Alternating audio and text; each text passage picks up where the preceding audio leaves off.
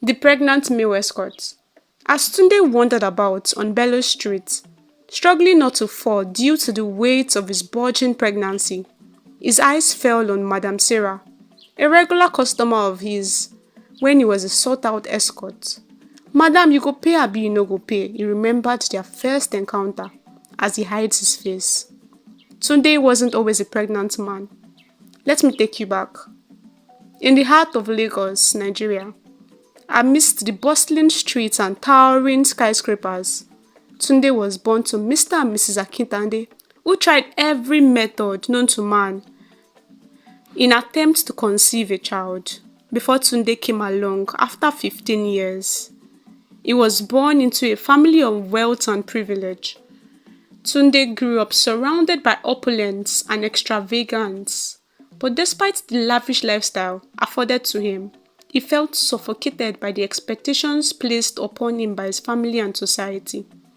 From a young age, Tunde always found a way to rebel, either it being refusal to do an assignment or taking his food to his room, despite the disapproval of his family. Yearning for a life of freedom and independence, while his parents groomed him to inherit their business empire, Tunde found solace in the vibrant energy of the city streets, where he discovered a world beyond the confines of his gilded cage. As he grew older, Tunde's rebellious spirit only intensified. It was this determination that led him to stumble upon an advertisement for a job that promised excitement and adventure beyond his wildest dreams. Intrigued by the prospect of a life filled with intrigue and pleasure, Tunde applied and was soon recruited into an escort agency known as the Midnight Rose.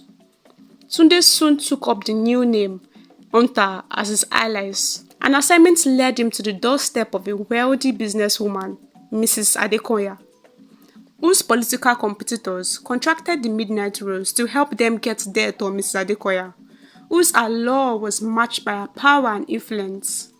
Standing next to a luxurious car, under the guise of the darkness of the sky, Hunter's gaze met Mrs. Adekoya, and a silent understanding passed between them. With a confident smile, he uttered those now famous words, "Madam, you go pay abi you no go pay." Her response was a coy smile and a nod, signaling her agreement. As Hunter slipped into the back seat beside Mrs. Adekoya, the air crackled with anticipation. The car pulled away from the curb, and within moments, excited screams filled the confined space, drowned out by the pulsating rhythm of the city. A couple of days after, Tunde had already succeeded in getting close enough with Mrs. Adekoya to get information which could be useful for his employer, as the woman had begun to fall in love with him. The issue which he faced was where she had put such information. One morning, as usual after sleeping over with Mrs. Adekoya, Tunde was alone in the house, as Mrs. Adekoya had some political meetings. He began to search her things, and just when he was about to give up, a bag of files fell down, and that was how Mrs. Adekoya lost everything and became poor. Some months later, on one of his outings through his usual routes, he finds a lady seated on the roadside with her head down. She seemed as though her whole world was crumbling. Right there, curiosity struck him.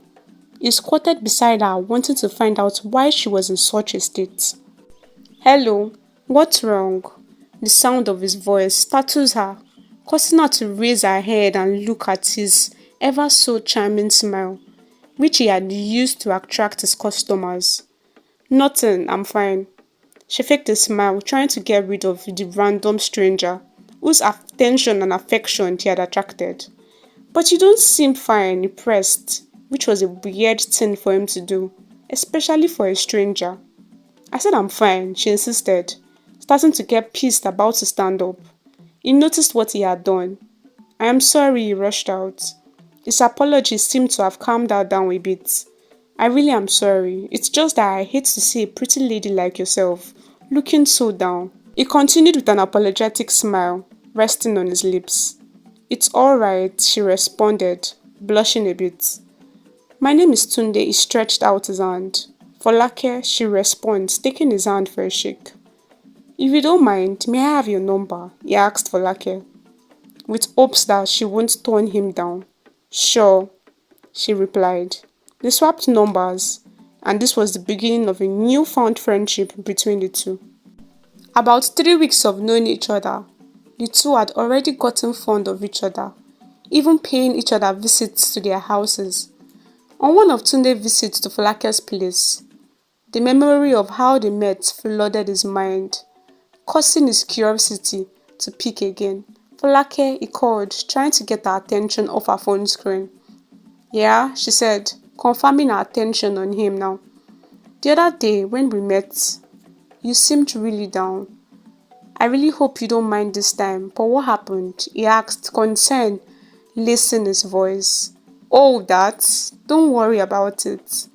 It's nothing serious, she said, trying to hide her sadness behind her smile. But Tunde wasn't dumb. He could still see the sadness in her eyes, so he kept on pressing until she gave up and told him. She told him how things had been hard and difficult for her family since she finished her service as a copper, and how her rent was already 3 months due, which meant she would be evicted anytime soon, unless she paid the rent. So Tunde offered to let her live with him, since he had extra rooms in his house. After some time of living together, and his kind gestures towards her, they started a relationship. During the course of their relationship, Folake had asked multiple times about the nature of his job and why he would leave their now home at night, only to come back the next morning. He always found an excuse to either avoid the question or defend himself. As time went by, their love for each other grew stronger and stronger till they decided it was time to meet each other's family, so they could get their blessings for marriage. They had gone to meet Tunde's parents, who approved of their relationship with no delay, and the next week Tunde and Folake set off for the village to meet her mother. They were both excited, as this meant, if all went well today, they would finally be joined together in holy matrimony.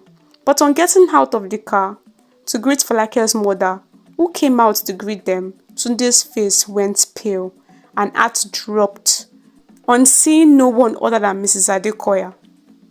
He had committed an abomination, sleeping with a mother and daughter. Tell me what you think in the comments about this story, and drop titles on stories you would like to see more of on this channel. Don't forget to check out my other channel to see my face and watch some vlogs on Elsa_Rhymes. As always, see you in my next video. Bye besties.